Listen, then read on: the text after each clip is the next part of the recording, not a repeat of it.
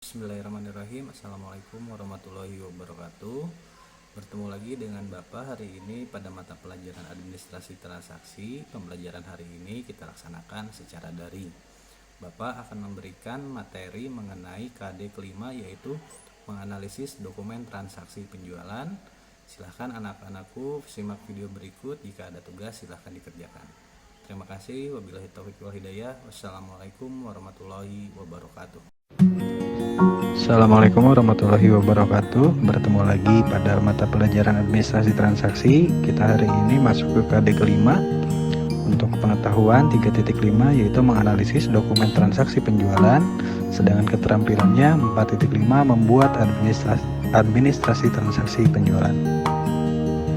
Tujuan pembelajaran yaitu menganalisis dokumen transaksi penjualan meliputi faktur dan nota pada transaksi penjualan. Ruang lingkup transaksi penjualan. Transaksi bisnis adalah kegiatan atau kondisi ekonomi yang secara langsung mempengaruhi kondisi keuangan atau hasil operasi suatu perusahaan. Dalam dunia perdagangan, berbagai kegiatan usaha manufaktur yang memproduksi barang-barang, usaha dagang yang melakukan pendistribusian barang dagangan, dan usaha jasa pada akhirnya akan bermuara pada kegiatan penjualan barang atau jasa. Ruang lingkup kegiatan penjualan dapat ditinjau dari berbagai segi. Yang pertama, berdasarkan jenisnya, meliputi ruang lingkup kegiatan penjualan dalam upaya menjual barang atau jasa. Yang kedua, berdasarkan asal produk. Ruang lingkup kegiatan penjualannya meliputi kegiatan penjualan hasil pertanian, perikanan, hasil hutan, hasil industri, penjualan hasil pengadaan jasa atau fasilitas. Yang ketiga, berdasarkan luasnya, ruang lingkupnya meliputi kegiatan penjualan dalam negeri atau domestik dan penjualan luar negeri atau ekspor. Yang terakhir, yang keempat, berdasarkan besarnya usaha, lingkup kegiatan penjualan meliputi kegiatan penjualan eceran, partai kecil, dan partai besar. Yang kelima, berdasarkan tempat menjual, ruang lingkup kegiatan meliputi kegiatan penjualan di toko, di pasar, kaki lima, dan kegiatan penjualan keliling. Yang keenam, berdasarkan cara pembayarannya meliputi kegiatan penjualan tunai, kredit, baik maupun angsuran maupun sewa beli. Yang ketujuh, berdasarkan waktu pelaksanaannya meliputi kegiatan penjualan sekarang atau kegiatan penjualan berjangka, kegiatan penjualan inden, kegiatan penjualan ijon, pertanian yang dijual sebelum panen karena dibeli secara ijon. Berdasarkan prosesnya, ruang lingkup kegiatan meliputi persiapan, pra-penjualan, pelaksanaan penjualan, dan layanan purna jual. Menjelaskan dokumen transaksi penjualan tunai atau on cash. Pada transaksi jual beli, pembeli biasanya menerima bukti pembayaran dari pedagang, baik itu sebagai faktur debit maupun nota debit, karena di sini bersifat on cash atau penjualan secara tunai. Faktur penjualan tunai. Faktur penjualan atau dalam istilah asingnya yaitu sales invoice adalah lembar bukti tagihan atau bukti transaksi kepada pelanggan atas pembelian suatu barang atau jasa. Faktur penjualan biasanya dikirim oleh pemasok bersamaan dengan atau setelah pengiriman barang atau jasa. Tidak ada bentuk baku mengenai faktur ini dimanapun, sehingga perusahaan dapat mengubah bagian-bagian faktur tersebut sesuai dengan keperluannya masing-masing. Contoh faktur penjualan tunai. Yang pertama, paling atas sebelah kiri diisi nama perusahaan penerbit faktur tersebut. Bawahnya diisi dengan alamat perusahaan penerbit faktur. Yang ketiga diisi oleh nomor telepon perusahaan penerbit faktur. Di tengah ada judul mengenai lembar faktur penjualan tunai. Selanjutnya di bawahnya sebelah kiri tanggal diisinya faktur tersebut, nama konsumen, dan alamat konsumen. Sebelah kanan ada nomor faktur, yang keduanya yaitu nomor telepon dari konsumen tersebut.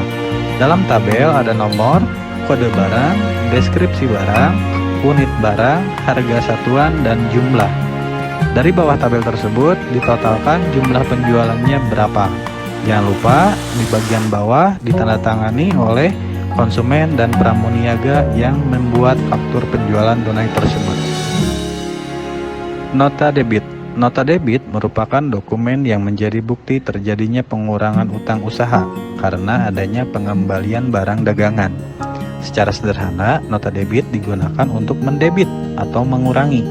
Maka, jika dikaitkan dengan usaha jual beli barang atau jasa, berarti nota debit berguna untuk mengurangi utang usaha pembeli yang harus dilunasi. Lembar nota debit biasanya dibuat minimal rangkap 2. Lembar asli dikirimkan pembeli kepada penjual bersamaan dengan pengembalian barang yang dibeli. Sedangkan lembar lainnya disimpan pembeli sebagai bukti pencatatan. Contoh nota debit. Bagian kiri atas diisi nama perusahaan, di bawahnya diisi dengan alamat perusahaan. Beralih ke sebelah kanan ada nomor nota dan tanggal diterbitkannya nota. Baru di bawahnya ada judul dari nota debit. Selanjutnya beralih kepada sebelah kiri bawahnya, yaitu kepada tujuan diberikannya si nota debit.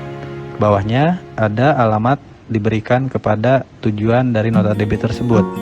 Dalam tabel itu ada terdiri dari 1 nomor, keterangan, unit, harga satuan, jumlah, dan nanti di bawahnya ada jumlah total keseluruhan. Jangan lupa di sebelah kanan ada penandatanganan pembuat nota debit menjelaskan dokumen transaksi penjualan kredit atau on account. Pada umumnya piutang timbul dari transaksi penjualan barang dan jasa perusahaan, di mana pembayaran oleh pihak yang bersangkutan baru akan dilakukan setelah tanggal transaksi jual beli. Mengingat piutang merupakan harta perusahaan yang sangat penting, maka harus dilakukan prosedur pencatatannya. Faktur penjualan kredit. Jika barang dibeli secara kredit, maka bukti transaksi yang keluar adalah faktur pembelian kredit. Tujuan dari faktur ini adalah bukti tagihan dari supplier.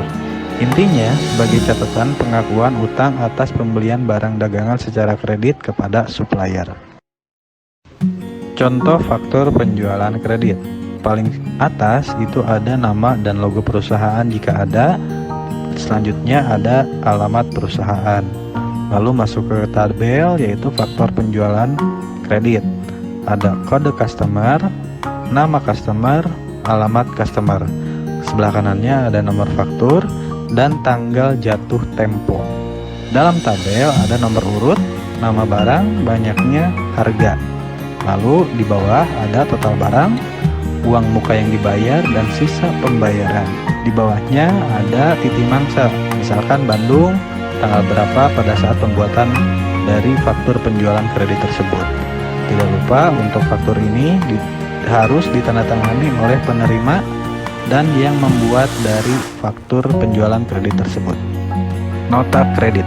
Nota kredit adalah dokumen yang membuktikan terjadinya pengurangan piutang usaha karena adanya pengembalian barang dagangan akibat adanya penurunan harga karena adanya kerusakan atau ketidaksesuaian dari kualitas barang yang dikirim dengan yang dipesan atau karena terjadinya pengembalian barang dagangan. Nota kredit dibuat dan ditandatangani penjual dan berguna bagi penjual untuk mengurangi piutang usaha yang akan ditagihkan kepada pembeli. Sama seperti nota debit, nota kredit biasanya minimal dibuat rangkap 2. Lembar pertama, dokumen asli diberikan kepada pembeli, sementara lembar lainnya disimpan oleh penjual. Contoh nota kredit. Bagian atas ada kode perusahaan, di bawahnya ada judul nota kredit. Di sebelah kiri dijual kepada, alamatnya di mana. Sebelah kanannya ada tanggal nota kredit, ada nomor nota kredit, ada nomor dari faktur dari pengembalian, dan tanggal dari nomor faktur tersebut. Di dalam tabel ada 1 nomor, nama barang, unit, harga satuan, jumlah, dan jumlah total. Lalu ada bukti pencatatan akuntansi. Di situ ada rekapitulasi nomor rekening, debit dan kreditnya ada berapa, diketahui oleh siapa, ditandatangani. Lalu bagian dari penjualannya pun harus menandatangani nota kredit tersebut. Persyaratan transaksi penjualan kredit. Syarat pembayaran dalam penjualan atau pembelian secara kredit merupakan aturan pembayaran yang dibuat oleh penjual tentang bersarnya potongan tunai, waktu tenggang mendapatkan potongan tunai, dan waktu tenggang pelunasan kredit tanpa potongan tunai. Syarat yang pertama, N/30, yaitu syarat pembayaran kredit dengan ketentuan waktu tenggang pembayaran kredit selama 30 hari setelah transaksi terjadinya tanpa mendapatkan potongan tunai. Contoh, pada tanggal 1 Januari 2015 dibeli barang dagangan sebesar Rp25 juta dengan nomor faktur 1015 dengan syarat N/30. Pembelian barang dagangan secara kredit ini harus dilunasi sebesar Rp25 juta tanpa potongan tunai paling lambat pada tanggal 31 Januari 2015. 2/10 N/30. Syarat pembayaran kredit dengan ketentuan: jika pembeli melunasi utangnya pada tanggal tenggang waktu potongan yaitu 10 hari setelah terjadinya transaksi, akan mendapatkan potongan sebesar 2% dari jumlah pembelian. Sedangkan jatuh tempo pelunasan utang selama 30 hari setelah terjadinya transaksi. Contoh, pada tanggal 1 Januari 2015 dibeli barang dagangan sebesar Rp25 juta dengan nomor faktur 1015 dengan syarat 2/10 N/30. Artinya, jika pembeli melunasi 10 hari setelah tanggal 1 Januari 2015, yaitu tanggal 2 sampai dengan 12 Januari 2015, maka pembeli akan mendapatkan potongan tunai 2% dari pembelian kredit, yaitu sebesar Rp500.000. Jadi, pembeli melunasi utang senilai Rp24.500.000. Jika pembeli melunasi utangnya pada tanggal 13 sampai dengan 1 Februari 2015, maka pembeli tidak mendapatkan potongan tunai dan utangnya dibayar sebesar tetap Rp25 juta. Yang ketiga, EOM atau end of month. Syarat pembayaran kredit dengan ketentuan pembeli harus melunasi utangnya pada akhir bulan.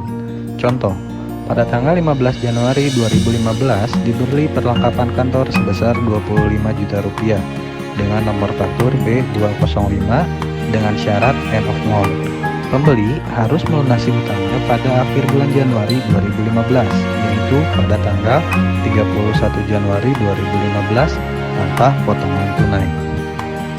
Selanjutnya, N/15 end of month. Syarat pembayaran kredit dengan ketentuan pembeli harus melunasi utangnya 15 hari setelah tanggal akhir bulan dan tidak mendapatkan potongan tunai.